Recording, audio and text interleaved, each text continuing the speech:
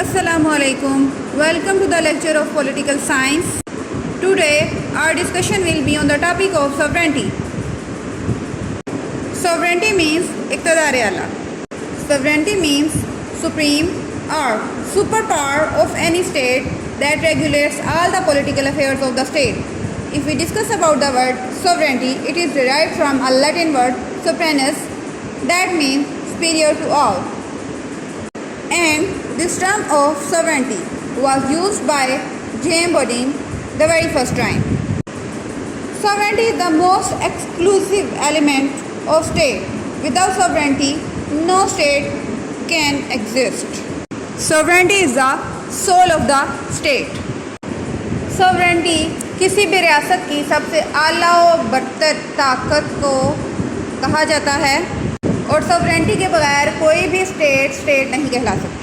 Here are some definitions of sovereignty. According to James Bodin, he says that supreme power over citizens unrestricted by law, यानी कि शहरियों पर असली बरतर ताकत या हुकूमत जो तमाम कानूनी पाबंदियों से आज़ाद है.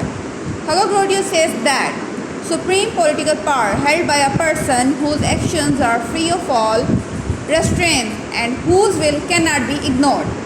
ग्रोटियस सॉवरेंटी को एक शख्स के साथ मंसूब कर देता है कि जिसके तमाम एक्शंस जो हैं वो किसी भी तमाम पाबंदियों से आज़ाद हैं और उसकी जो विल है, उसकी जो ख्वाहिश है, उसको किसी भी तरह इग्नोर नहीं किया जा सकता, यानी कि उसको हुक्म का दर्जा दिया जाता है. According to Willoughby, he says that sovereignty is the supreme will of state, यानी कि रियासत की सबसे आला और बरतर मंशा क्या है? sovereignty है. Now here are some types of sovereignty. Like first one is legal and political sovereignty. Legal sovereignty में क्या है कि स्टेट जो है कुछ किस्म के कवानीन बनाती है, फिर उनको लागू करवाना होता है. तो जो स्टेट किसी इदारे या शख्स को जो कानून बनाने का इख्तियार देती है तो वो उसको हम लीगल सोवरेंटी कहते हैं. लीगल सोवरेंटी का तस्वुर सबसे पहले हाब्स ने अपने पॉलिटिकल थॉट्स में पेश किया. Political sovereignty is the product of indirect democracy in which people indirectly rule through their elected representatives, यानी कि जो पॉलिटिकल सोवरेंटी है इसमें जो इनडायरेक्टली इख्तियारात किसके पास चले जाते हैं? अवाम के पास. तो जो अवाम की मर्जी और मंशा के बगैर कोई भी कानून साजी जो है, कोई भी कानून किसी भी किस्म की कानून साजी करना बहुत मुश्किल हो जाता है. यहाँ पे लीगल और पॉलिटिकल सोवरेंटी में बहुत गहरा ताल्लुक़ है. पॉलिटिकल सोवरेंटी के ज़रिए जो लोग मुंतखब होकर आएंगे वही फिर लीगल सोवरेंटी के ज़रिए कवानीन बना के उसे एग्जेक्टिव के ज़रिए लागू करवाएंगे. The next is popular sovereignty. अब अगर हम हाब्स के सोशल कंट्रैक्ट थ्योरी की बात करें तो उसमें बादशाह को सोवरेंटी का हक दिया गया है और उसकी मर्ज़ी के मुताबिक अवाम को चलने की हिदायत की गई है. लेकिन जब हम 17वीं सेंचुरी की बात करते हैं तो फिर क्या हुआ कि बादशाहत के ख़िलाफ़ तहरीकें चलना शुरू हुई. तो मालूम हुआ कि अवाम इक़्तिदार आला को अपने हाथों में लेना चाहते हैं और बल्कि एक मर्द के हाथ में इसको मुख्तस नहीं करना चाहते बल्कि इसे वो अपने लिहाज से चलाना चाहते हैं. तो फिर क्या हुआ, एक फ्रांसीसी मुफक्कर जिसका नाम रोसू था उसने अपनी एक थ्योरी पेश की जिसे जनरल विल कहा जाता है, जिसमें इसने इक़्तिदार का असल सरचश्मा अवाम को ठहराया. यानी इसने सोवरेंटी के इख्तियारात किसको दे दिए? अवाम को. तो जब अवाम को सोवरेंटी के इख्तियारात दे दिए गए तो फिर जो एक मुतलकुल अनानियत का दौर था वो ख़त्म हो गया. The next one is actual sovereignty. Actual sovereignty is a person or body of persons that practically exercise supreme authority irrespective whether the laws of the state recognize its sovereign powers or not.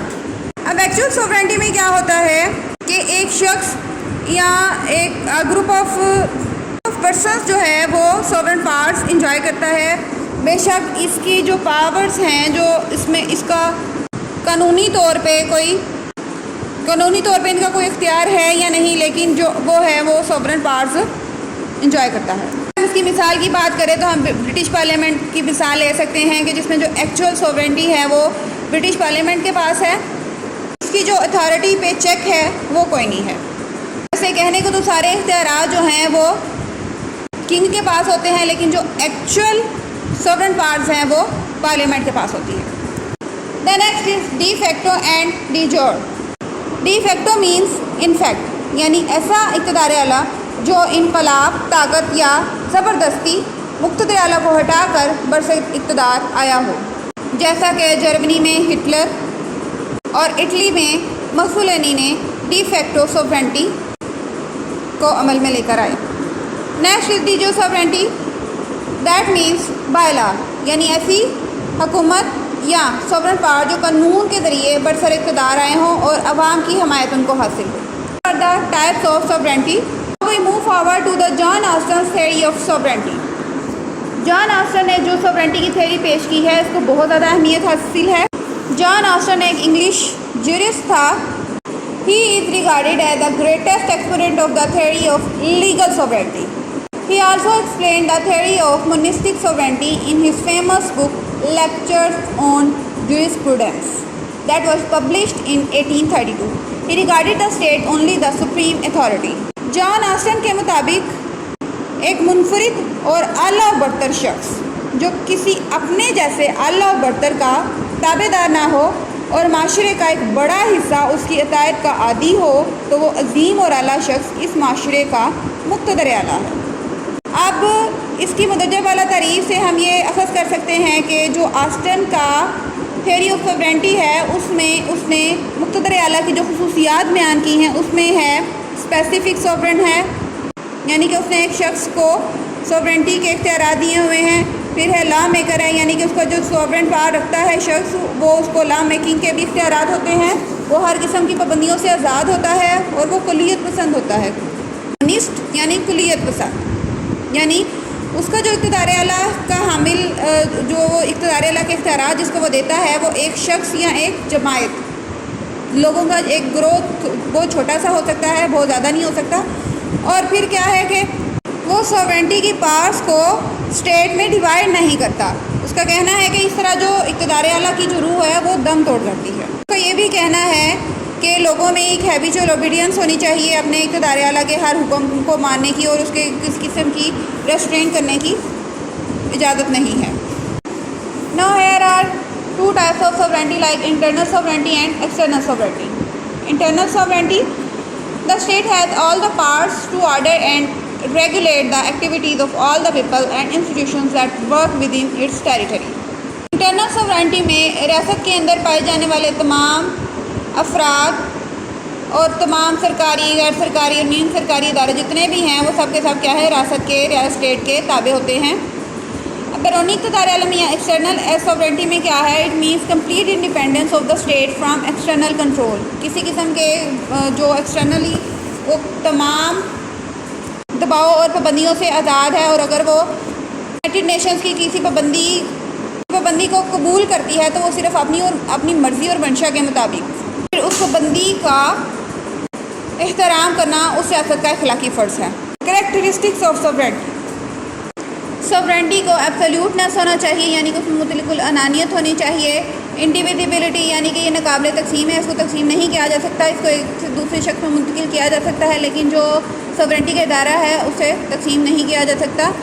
اس میں it is all comprehensiveness, یعنی کہ اس میں جامعیت پائی جاتی ہے، ہر قسم کے قوانین وغیرہ بنانے کی اس میں ہوتی ہے، قوت طاقت ہوتی ہے.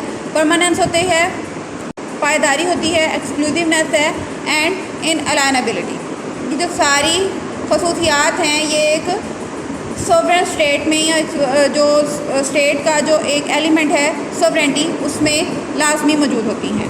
Now here is the conclusion of our discussion that sovereignty is one of the basic element of state.